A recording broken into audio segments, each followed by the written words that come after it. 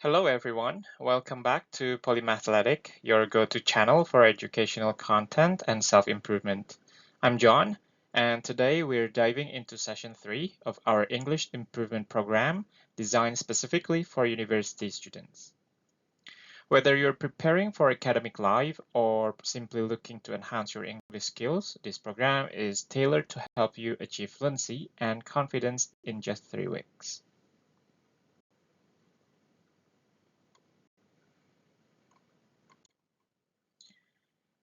In today's session, we'll be focusing on group study techniques.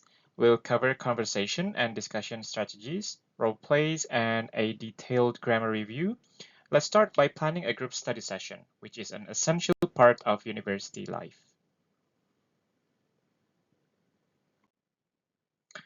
We'll begin with a scenario where we plan a group study session, discuss topics to cover, and assign roles. Now, first listen to the voiceover generated by AI, then I'll try to practice. Hey, Rick and Emma, thanks for meeting up to plan our group study session. I think we should start by deciding which topics to cover. Sure, John. Since we're focusing on the efficient market hypothesis, EMH versus behavioral finance, why don't we break it down into sections? That sounds good. How about we start with an overview of EMH and its main points, then move on to behavioral finance and its criticisms of EMH? Agreed. I can handle the overview of EMH, explaining its basic principles and implications. Great. I'll take on the behavioral finance part, highlighting the key criticisms of EMH and the main concepts of behavioral finance. Perfect. I can compare and contrast the two approaches, discussing how they differ in explaining market phenomena and investor behavior. Sounds like a plan. Let's also assign some roles for the session. I can moderate and make sure we stay on track. I'll prepare some questions to facilitate discussion after each section. This will help us deepen our understanding and clarify any doubts. And I'll take notes during the session and summarize the key points at the end. We can also compile these notes into a study guide. Excellent. How long should we spend on each section? I think 15 minutes for each topic should be enough, plus another 15 minutes for the discussion and summary.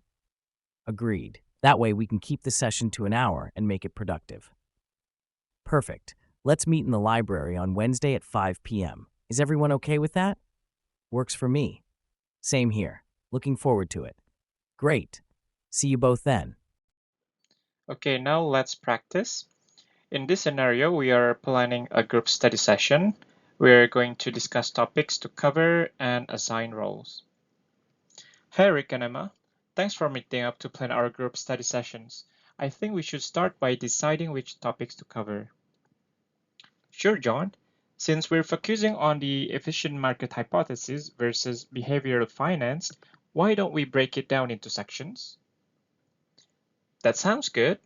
How about we start with an overview of EMH and its main points, then move on to behavioral finance and its criticisms of EMH? Agreed. I can handle the overview of EMH, explaining its basic principles and implications. Great. I'll take on the behavior finance part, highlighting the key criticisms of EMH and the main concepts of behavioral finance. Perfect. I can compare and contrast the two approaches, discussing how they differ in explaining market phenomena and investor behavior.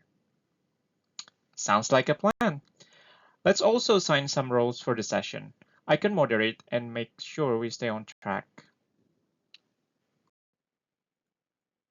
I'll prepare some questions to facilitate discussion after each session. This will help us deepen our understanding and clarify our doubts.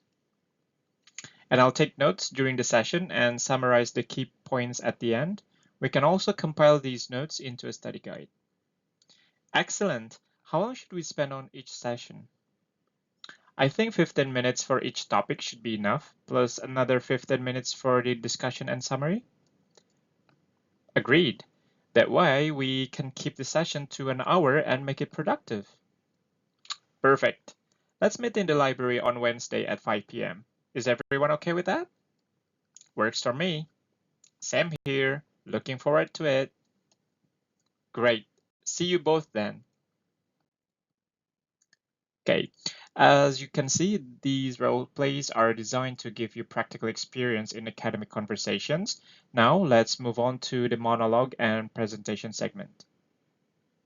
In this segment, I'll explain the debates surrounding the efficient market hypothesis and behavioral finance, two crucial theories in financial economics.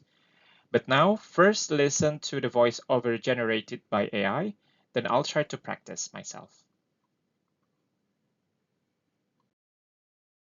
Good afternoon, everyone. Today I'll explain the debates surrounding the efficient market hypothesis, EMH, and behavioral finance, two crucial theories in financial economics. The efficient market hypothesis, proposed by Eugene Fama, suggests that financial markets are informationally efficient, meaning that asset prices reflect all available information. According to EMH, it is impossible to consistently achieve higher returns than the overall market because stock prices already incorporate and reflect all relevant data. There are three forms of EMH: weak, semi-strong, and strong, each varying in the degree to which they account for different types of information, from past prices to insider information. In contrast, behavioral finance, which gained prominence through the work of psychologists like Daniel Kahneman and economists like Richard Thaler, challenges the assumptions of EMH.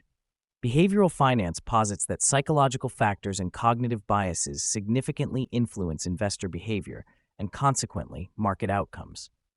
Key concepts include heuristics, overconfidence, loss aversion, and herding behavior. These elements suggest that markets are not always efficient and can be systematically mispriced.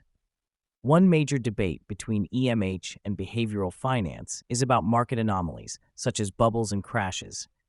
EMH proponents argue that these anomalies are random and self-correcting, while behavioral finance researchers assert that they result from predictable psychological patterns.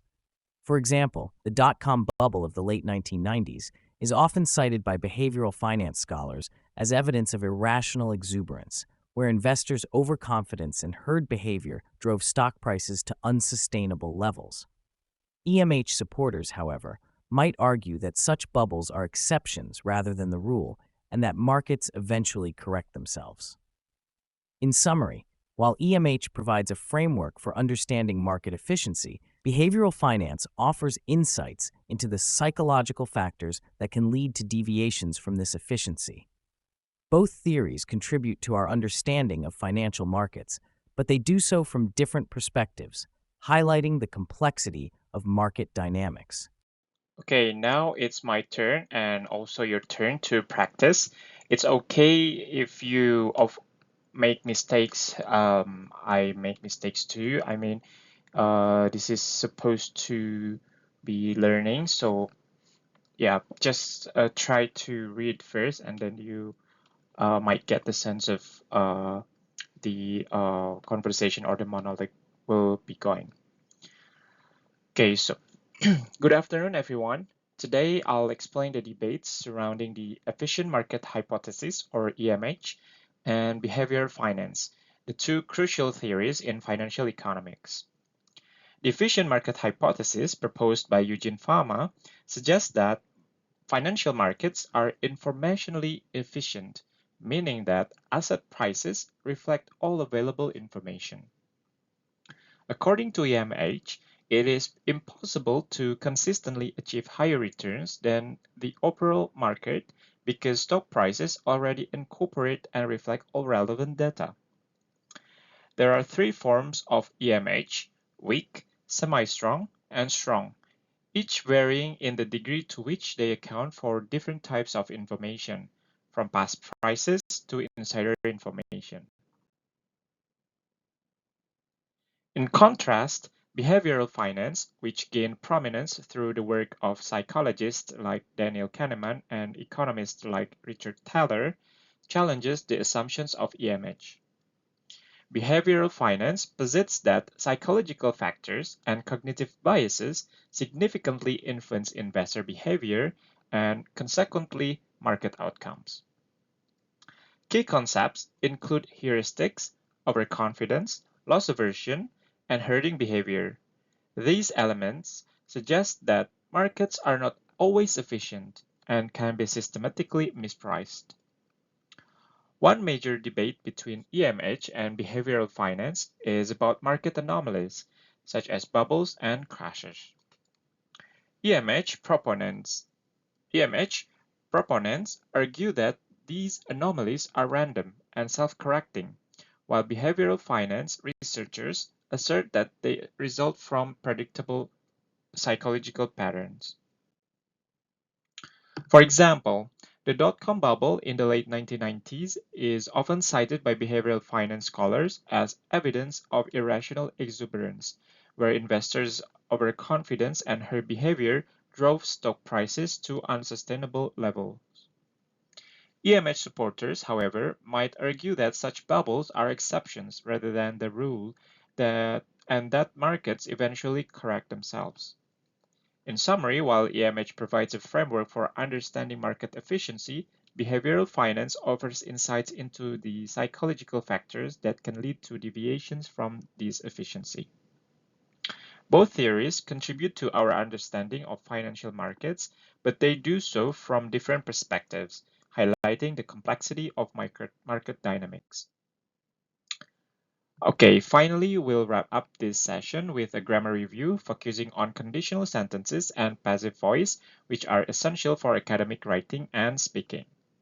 Understanding these grammatical structures will enhance your ability to articulate your ideas clearly and effectively. So let's start with grammar review. Conditional sentences. The first one is zero conditional. So we put if plus present simple and then followed by present simple. For example, if prices reflect all available information, it is impossible to consistently outperform the market. Another example, if investors are influenced by psychological biases, market outcomes can be systematically mispriced. Next, we have first conditional. The formula is if plus present simple and then followed by will plus verb. The first example, if we study these theories thoroughly, we will understand the implications better. If behavioral biases are prevalent, we will see their deviations from market efficiency. Next, we have second conditional. The formula is if plus past simple, and then the next phrase is formed by would plus verb. For example, if markets were always efficient, there would be no need for active management. If investors didn't exhibit overconfidence, bubbles might be less frequent. Okay, it could be would or might. So yeah, basically the past of modal verb. And the last is third conditional, which can be formed by using if plus past perfect and then followed by a phrase containing would have plus past participle. Again, would can also be replaced by might or other past modals. For example, if investors had recognized the bubble, they would have avoided significant losses.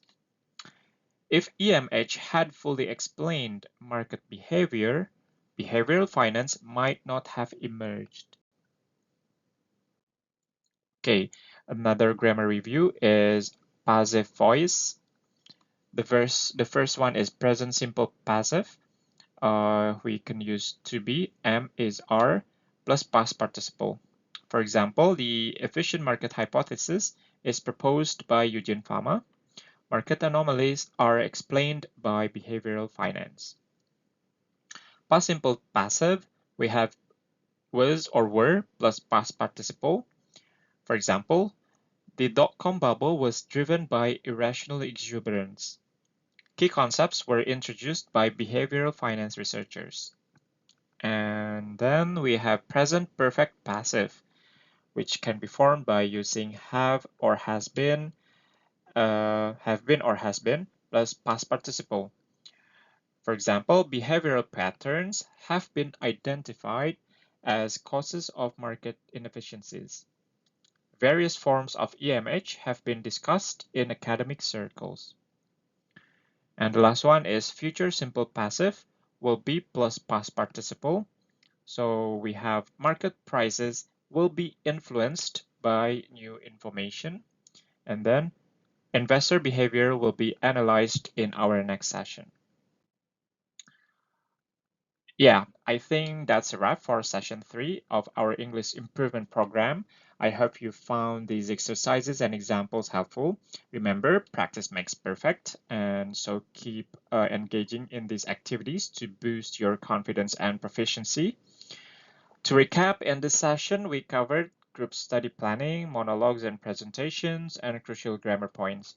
All these components are designed to provide a holistic approach to improving your English skills. If you enjoyed this video, don't forget to give it a thumbs up and subscribe to Polymathletic for more educational content. Also hit the bell icon to get notified every time we upload a new video. Thank you for watching and I'll see you in the next session. Keep learning and stay motivated.